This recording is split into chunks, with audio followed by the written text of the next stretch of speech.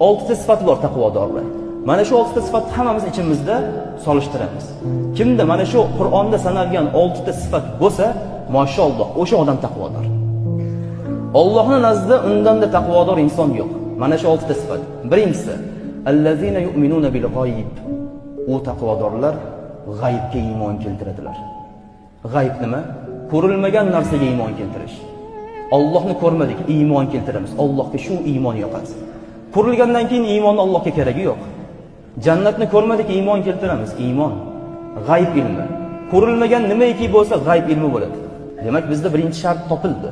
Ikkinchisi, namozni qoyim qiladilar. O'qiydilar demayapti, qoyim qiladilar, qoldirmay 5 vaqt o'qiydilar.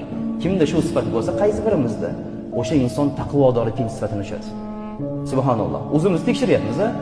Va mimma razaqnahum yunfiqun. Mana shu uchinchisi. Alloh unga rizq qilib bergan narsadan boshqa birodariga ham beradigan inson taqvodor deyapti. Alloh sizga oylik berdi 1 million, 100 mingini olib, birodar, shuni siz oilangizga ishlating, do'stimsiz.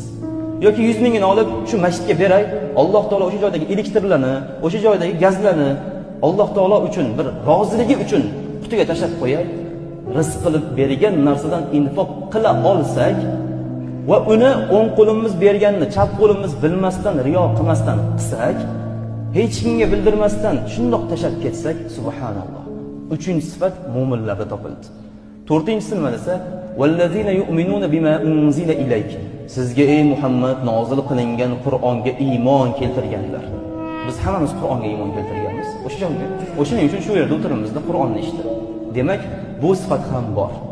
Va ma unzila min qablik. Sizdan oldingilarga iymon keltirgan, hammasiga nozil qilingan Tavrotga, Injilga, Zaburga, sahifalarga hammasiga iymon keltirgan bo'lsalar, ana o'shalar taqvodorlar. 5-sifat. Va 6-si va bil oxirati hum yuqinun. Ular oxiratga ishonib yashaydilar. Biz alhamdulillah ishonib yashaymiz. Hisob kitob borligiga ishonib yashaymiz. Bir kun kelib Alloh taolo qiyomat kuni bizni hisob kitob qiladi. O'tkazgan kunlarimiz, o'qilmagan namozlar, berilmagan zakotlar, yeyilingan har xil noma'qul ishlarni hammasini Alloh oxirat kuni hisob kitob qiladi. Biz o'shanga ishonamiz. O'shaning uchun ham biz mu'minmiz. Va ishonganlarni Alloh taolo haqiqiy taqvodor deyapti. Ulaika ala hudan min robbihim. Ana o'shalar Robbilarning hidoyatidadir. Alhamdulillah. Hidoyat ustida bo'lganimiz uchun keldikda, bu men mahkam ushlash kerak bu ne'mat.